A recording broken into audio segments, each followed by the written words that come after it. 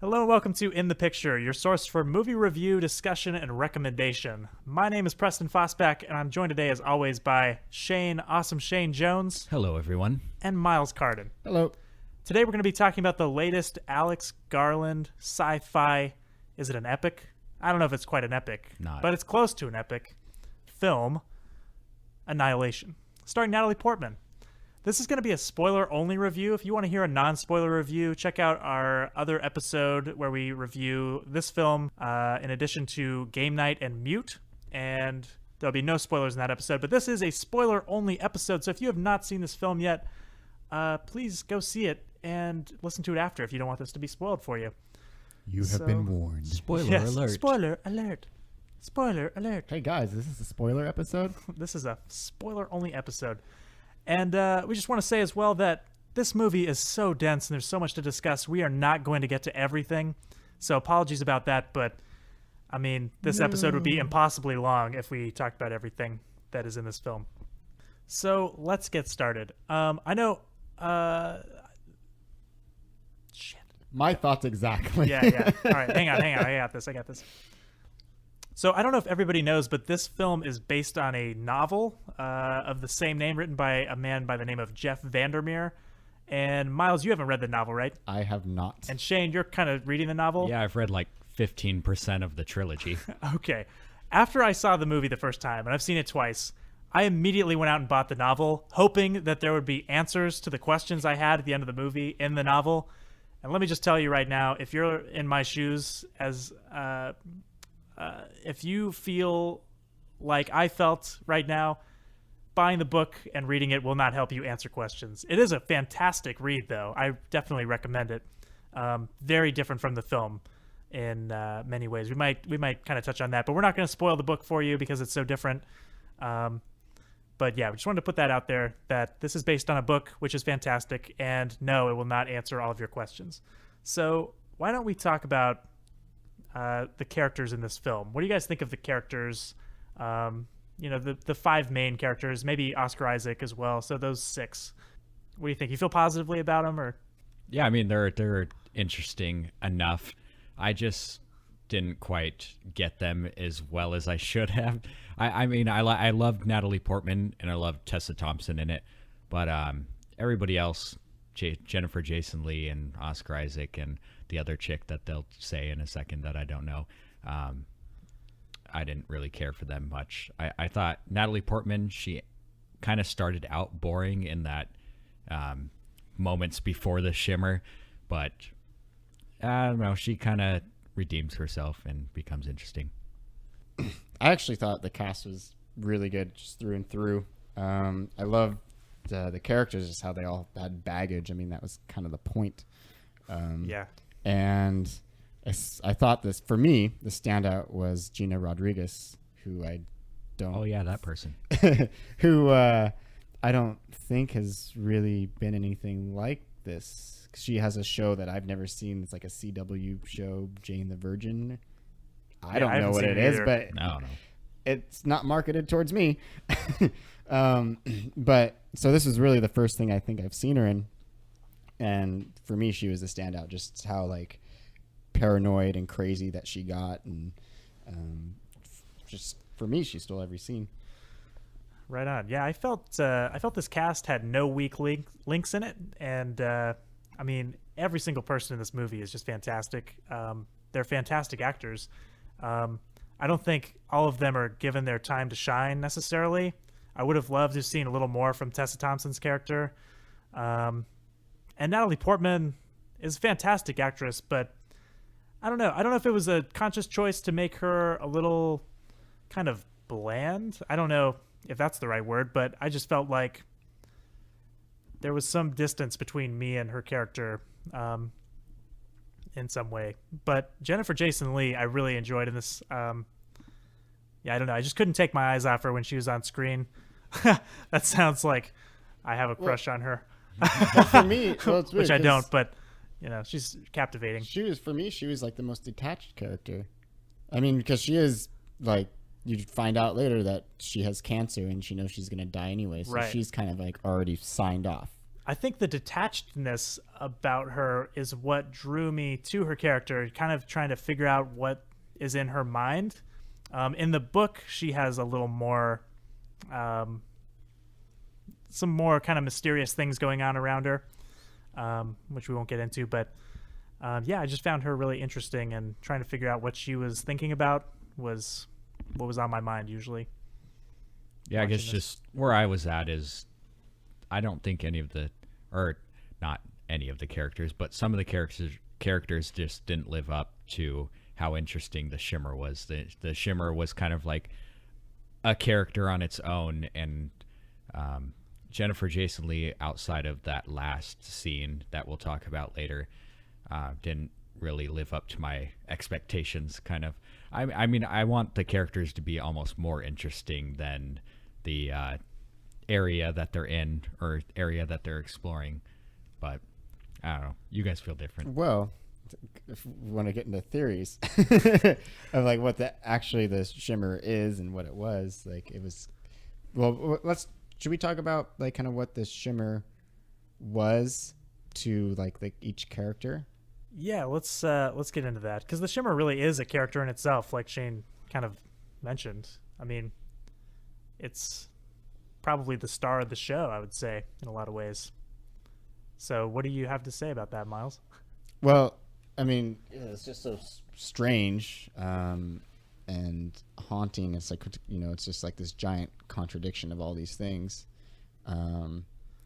Yeah, it is very contradictory, isn't it? But I mean, they kind of explain that, like talking about the refractions and just like how it's manipulating everything, and it's just I don't know how to exactly articulate it, but like, like it's trying to create and adapt or whatever, but it doesn't like differentiate, between things. Like it just has it has access to all this biology, and it just indiscriminately like will mix it all and fauna together.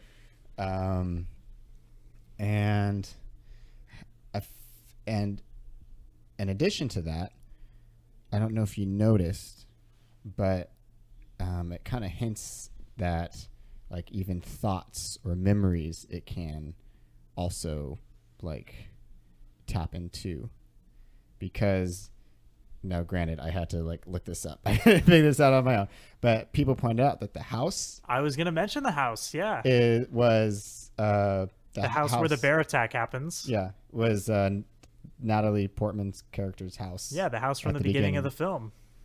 And crazy. Somehow it just manifests there inside the Shimmer. So in part, like each character is bringing like their baggage in with them, and then it's like kind of manifesting itself in a metaphorical way inside the Shimmer, and then like each one is, so like the Shimmer means something different to each character based on what they're dealing with, basically. Yeah, I think that's true. Any thoughts on that, Shane? Nah. I mean, I kind of have a theory for what everything means, but I don't know. I'll probably get into that later. I kind of didn't read into it as much as you guys did, or I didn't see any interviews or look up anything. I kind of got what my point of view is just from what I saw that one time I saw it, and it's a bit different. There's definitely like multiple like levels to the film. There's like, it's like what's happening on screen, kind of like, okay, this is the plot, this is what's happening, and then it's like, this is more what it's about, right? Kind of the subtext for the characters. Yeah, and then it's kind of, I can even go, because there's like theories on top of theories, and the thing that's kind of interesting about them is like they don't like they're different theories, but they don't necessarily contradict each other, which we'll get into later. But yeah, it's kind of like, I don't know. I've heard a lot of theories about this film, especially the ending, which we'll get into probably toward the end of the episode here. Do you want to talk about some of the set pieces like that we encounter along the way? Is like some of the things that really stand out visually, or? Yeah, so the big one that I remember from this is the the guy that they find in the pool who's like exploded into like, I don't even know what it is, mold, like all this Technicolor mold or vines Yeah. or something like that. And that like, was the same guy who was in the video, right? Right, With exactly. they cut open and there's all like the eel Yeah. or something moving It's around inside hard to him. say what that was in there. They don't tell you. They Not don't tell really, you a lot not of really. things. Not a lot is explained, and I pretty much love that about this. Because I don't go to have things explained. I don't go to the movies for that. I just go to see cool ideas, and this movie's chock full of cool ideas. Yeah, and I can defend not having everything explained explicitly because you're kind of it's being told from the point of Natalie Portman's character basically. So you're more or less experiencing what she's experiencing and understanding what she's understanding. Right. And then, of course, I know Shane was deeply affected by the scene with the bear-esque creature. I don't know if it's a bear necessarily. It looks like a warthog It was like a mutated bear. Yeah, because like the skull, it was almost kind of like a human skull type thing coming, Yeah, or maybe it was just a bizarre it didn't animal. even have eyes or anything. It was just it had a sense of smell. It kind of And a looked like, voice and, of a, what is she, a geomorphologist? What did she say she it was? the shepherd chick. Yeah, Shepherd, Cass Shepherd. Yeah, I mean, you kind of get a brief glimpse of it taken out. Can't remember who they take out, like in the field part where Right. they come down from the watchtower, then all of a sudden it just like rips somebody out. And, Yeah, Shepherd. yeah, but when you get to that house that you guys are talking about, and the bear comes in, and you just hear like a terrifying like roar slash like screech thing. Yeah. And then 3 of the characters are tied to are taped up to a chair, and they pretty much are helpless and can't do anything. And this thing is just coming close to them and kind of trying to get them to make a noise. It thinks something's there, but it doesn't know, and it's trying to get those people to show themselves.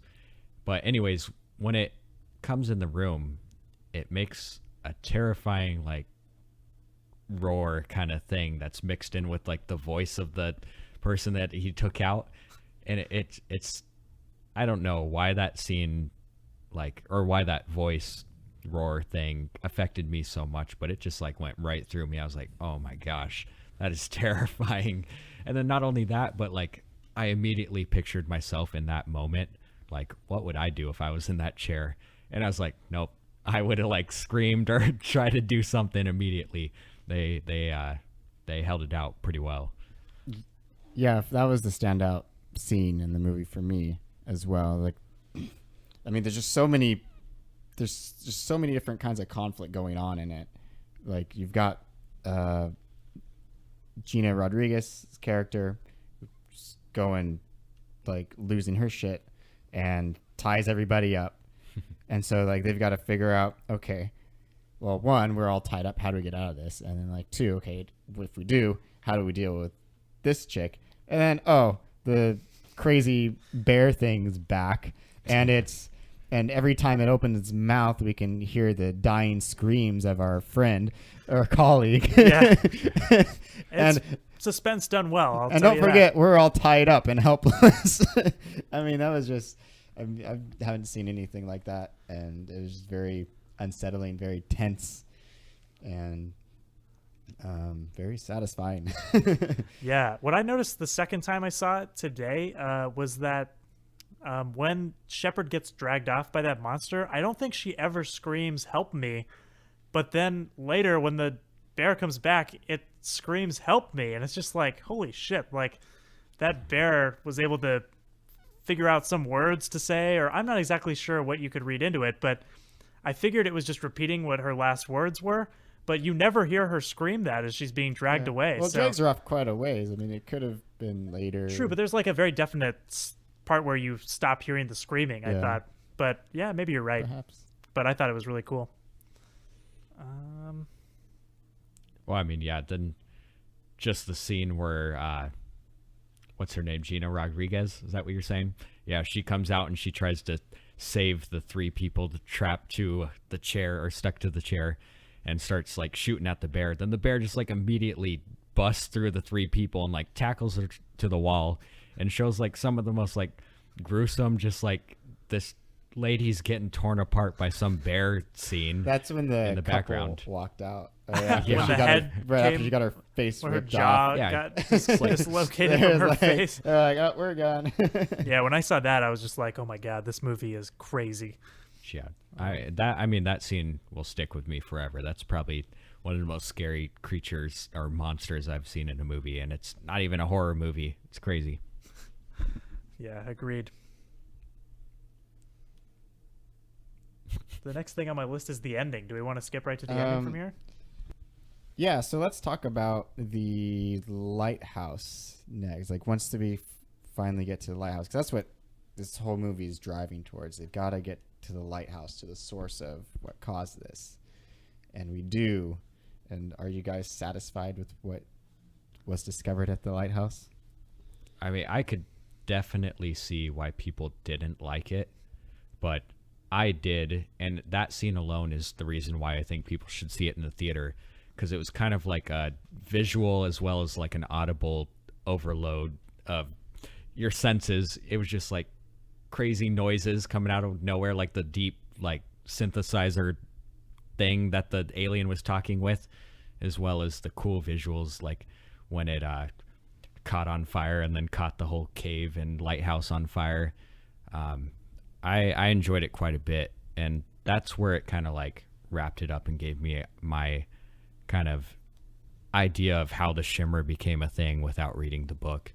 I kind of figured like something landed on Earth, and then it was like trying to expand, put its home base somewhere, and then it's like, hey, I like the life here, but I think it could be better. And Well, did it have, like, I guess, like, what the Shimmer or the alien, whatever it was, like, did it have an agenda? Or was it just something that was just... Because they talk a little bit about that, like... Yeah, it's- Jennifer Jason Leigh it's says, not I don't know what it wants or if it wants. Like, it's Right. not necessarily, like, destroying, or it's like, its intent, may not necessarily be to destroy, but it's creating or changing, I guess would be more... yeah, and like that's what I kind of got from it. Since we know it has the ability to kind of refract the DNA of life and make things different, it would have, I mean, if I had that ability, I would think of myself kind of like as a god.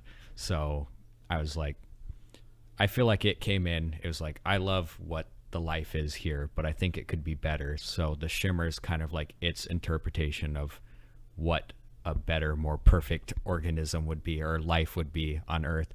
And it was kind of expanding itself from that. But more on your point, yeah, when Natalie Portman kind of caught the thing on fire with the grenade,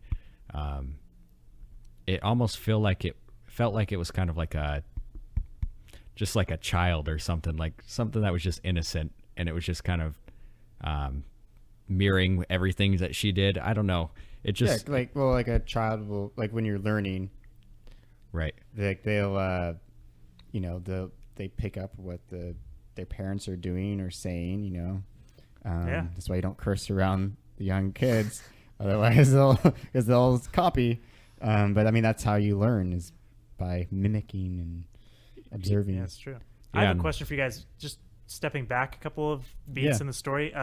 Did anyone see the twist with Oscar Isaac and being the body in the corner of the lighthouse coming? Yeah. Because I was like, as soon as I saw that body, I was like, that's No, Oscar I was- Isaac right there. Yeah, I was pretty sure that's where that was Okay. going. Interesting. I didn't expect him to, or the alien to be on the other side of the camera. I thought he was more talking Yeah. to the camera. That was a cool reveal Yeah. when he says, I will. Yeah.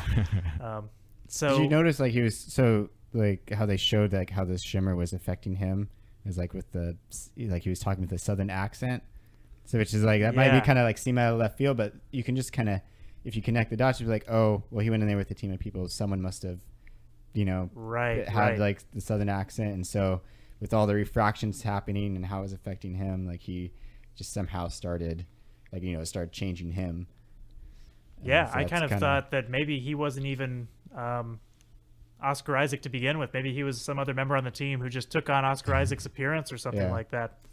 But yeah, so what do you guys feel Oh, sorry to interrupt. Yeah, go There's ahead. like so much like it's talk about something like, oh, I remember this other thing. It was like, so something that was bugging the crap out of me, like while I was watching it, was the tattoo on the arm. Did Oh, you yeah. notice that? Oh yeah. On yeah. Natalie So it's Portman's like, arm? yeah, and it it was was on like, the other and how I character's saw it arm? on the, Was it? but once they like explained what the shimmer was, like I was like, okay, that's probably like why I'm seeing that, because like it, you know, changes and copies things.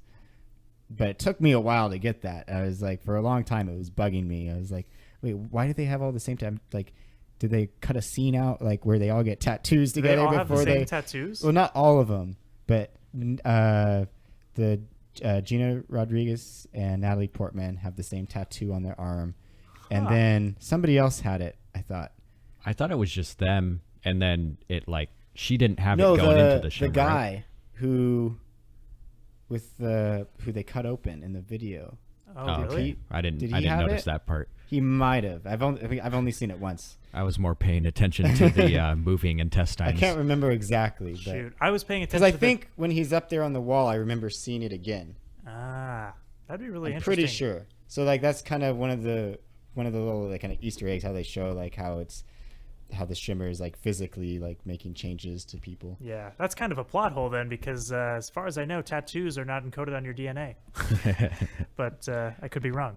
But it's changing more than DNA. I mean, didn't they kind of establish that? Like everything. Because like the radio waves, you know, were getting all Yeah, bounced true, around. true. And Tattoo ink is getting refracted through the shimmer. Yeah, so I'm just curious what you guys thought about like Oscar Isaac's doppelganger. Like, my mic is falling down. Miles, pull It's yourself together. It's okay. Go home, you're drunk. It's okay. We're okay. It's fine. It's fine. We're doing the best we can do to explain this movie like 3 beers in. So, But I was curious if you guys had any theories as to like what the doppelganger of Oscar Isaac like was, or what it was, what its goals were, or like if it had his brain or had part of his brain, or like how did you guys interpret that? I'm just curious. So, yeah. Go ahead. I'm Sean. just puzzled by it, basically. I was kind of scatterbrained by that, and even more so that like Natalie Portman's character just accepted it and like gave him a hug at the end. I was like, what is going on?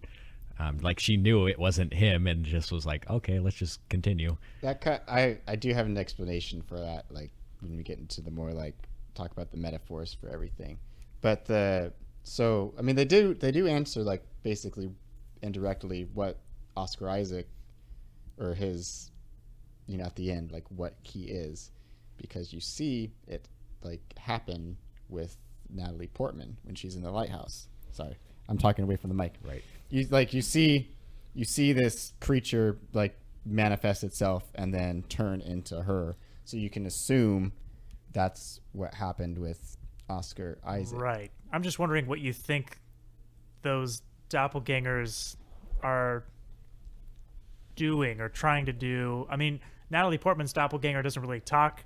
I don't know if we could say They're Jennifer evolving. Jason Leigh's doppelganger is the one that Natalie Portman runs into, or maybe Jennifer Jason Leigh and the doppelganger have combined, or it's kind of unclear what has happened to the psychologist when she gets there. Yeah, I just kind of thought of it as like a survival tactic. Like if somebody or if life on Earth somehow figured out how to take out the shimmer, that was their way of escaping from the shimmer and then possibly rebuilding from there. Interesting.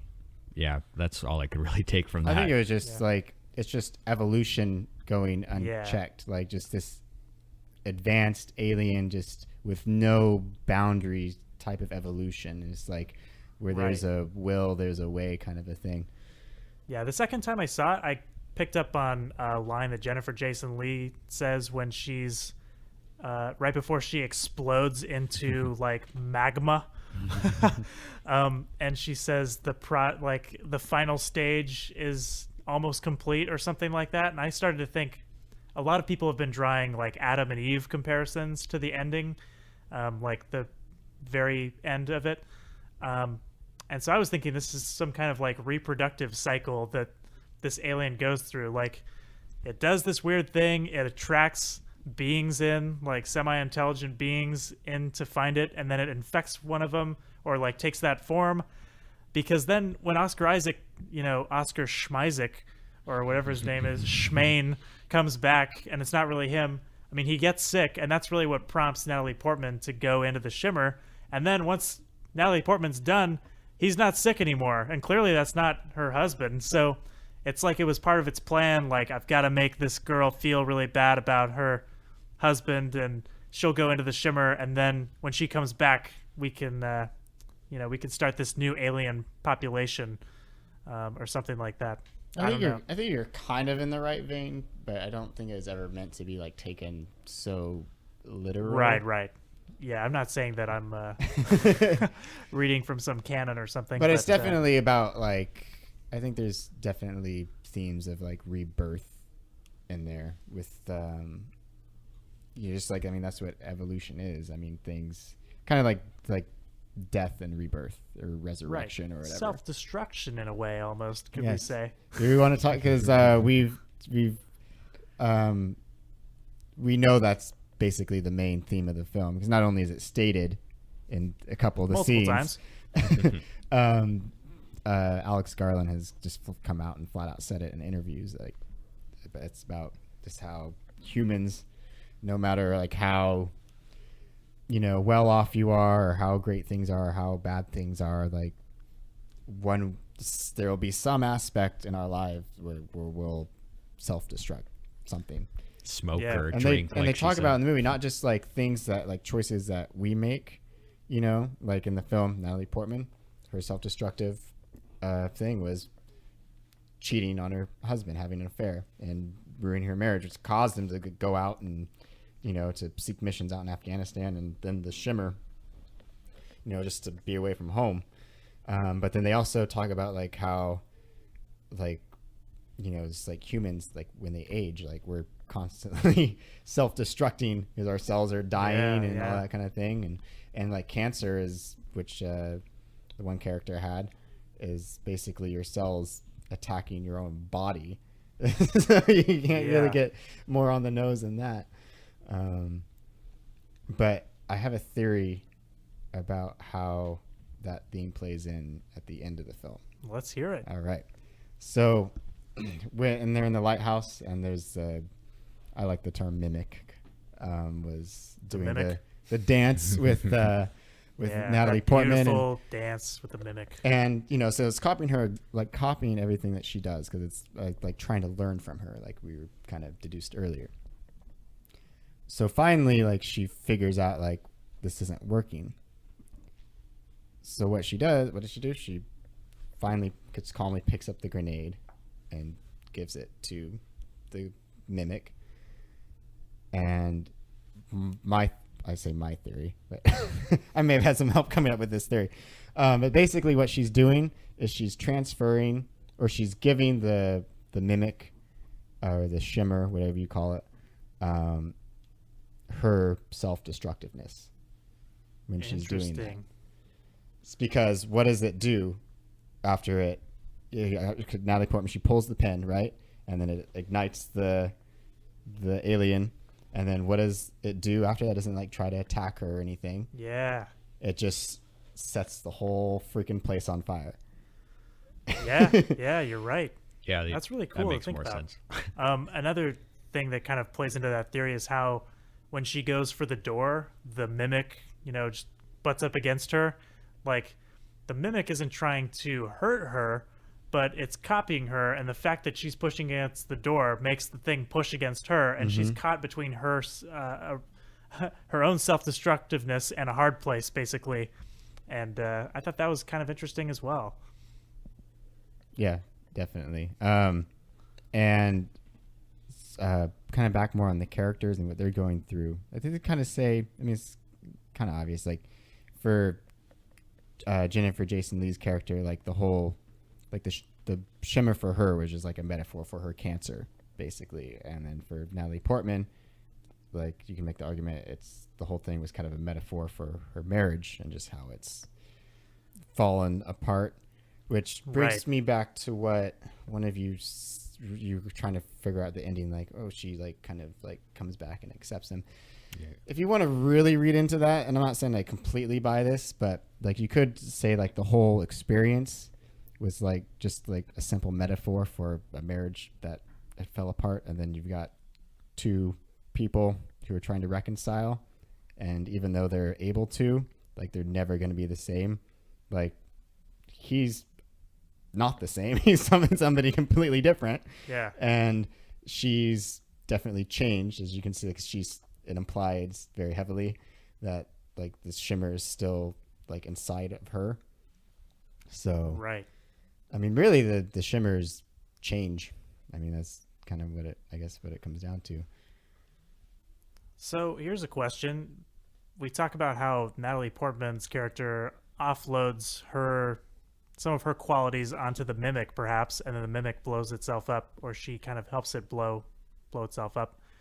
Do you think maybe Oscar Isaac loaded some of himself, some of his qualities onto his mimic, and now they happen to be the qualities that maybe Natalie Portman likes? I mean, somewhat. I don't know. Maybe I think I heard someone say the idea was, from their perspective, that Oscar Isaac gave the mimic his love of Natalie Portman, but held on to the memories of her cheating on him. And so he would go back without looking at her in that kind of jaded way. And I thought that was kind of interesting, except the fact that Oscar Isaac's mimic is like the least charming person you could ever meet. Has no social skills. Oh, and this is kind of going back to the beginning. This will be a really short tangent, but did you guys notice? It's really quick, but when he first enters the house, or I don't know if he enters the house, but he kind of appears in the house. He first looks at photographs of himself and Natalie Portman, and then he walks up, and then later he says, "I recognized you. I saw you in the room with the bed, and I recognized you." It's almost like he just recognizes her from those pictures he saw on the stairs. Like that's the only thing he's actually seen her in, which I thought was pretty cool. So a lot of conflicting theories in there, but I thought that was kind of neat. Also, like, did we talk about that? I completely forgot. But like, I think maybe before we started recording, I was kind of mentioning how like everything is very deliberate. Like it may not seem like it seems like random, but I feel like there's answers there. And I feel like we've come up with some pretty good ones. They might not be the right ones, but I mean, I don't think there are any right ones with this film necessarily. But just like how the shimmer was something, maybe it was something different to each character in the film. Film is something different to each person who watches it. But I feel like there's nothing that's really in there by accident. Like it all appears random, but it's all very deliberate. And you mentioned the shot of the water, and like how they're like just like little things, like they're like how their hands, cross behind it, and it's all distorted. Right. You or see their hands through the water glass twice. You could say it's refracted. Yeah, that's really what I got out of it on the second time. Like it's showing that refraction is happening still. Perhaps maybe Oscar Isaac's brought a little piece of the shimmer out with them, clearly, because at the end they both have, because their eyes are changing colors. What did you guys make of the eye color changes? I mean, that's the very last visual we're all left with in this film. Yeah. Did it hold any significance? I feel like more than anything, that was probably more of a gimmick just to get people talking. Yeah, like that's the top that's about to fall over. Because that's really like the most shallow conversation you can have is like, you're right. What did the eyes mean? But like it gets people talking, and then you can maybe leads to other conversations that get more in depth, like we've been doing. Yeah. But on another level, like I think it just simply implies that the shimmer isn't gone completely, because it's still living inside of them. I thought it also kind of just highlighted how they have a shared thing now. They've both been to this place. They're the only people who have come out, even if one of them or both of them are kind of not all the way human anymore. I mean, clearly. So, like, who can they relate to besides each other? Yeah. So, for sure. There you go. Is that about it? Do we have any final thoughts on Annihilation, guys? If you haven't seen it, Go see it.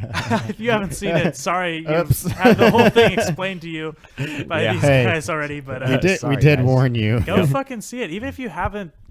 Even if we've spoiled everything, I mean, it's just visually incredibly stunning, and it's got these great visceral scenes, and we haven't done them justice by Right. describing them. Go see it in a theater while it's still there. Yeah. I mean, it's, if anything, is a pretty important movie nowadays, especially if the director went behind the studio and said, this is the way I'm going to present it.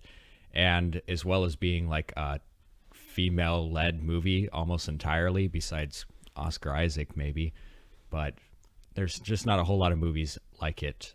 And in a day where we have nonstop Fast and the Furious movie after Fast and the Furious movie, or Jurassic World or Transformers, this is the kind of movie that you need to go out there and make your money be your vote.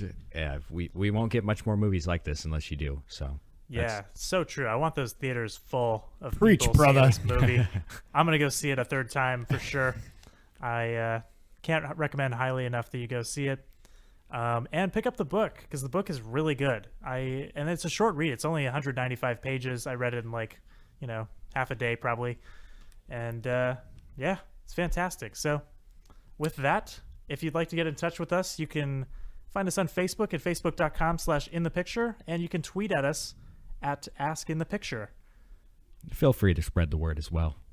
Yeah, let the people know about these three guys talking about movies into the microphones here. Yeah. And let us know if you enjoy listening, or if you don't enjoy please listening. do. We just like to hear from people. Yeah. Actually, don't tell us if you don't enjoy listening. Yeah, if you don't enjoy, just keep We'll it to live yourself. blissfully in ignorance. Let us know if you like the movie. Let us know if you hate the movie. Let us know if you hate listening to us. We're here. Yeah, we'll watching, listen to whatever listening. you have to say, really. Keep it clean. Keep it clean. Yep. All right, until next time, have a good night, everybody. Goodbye.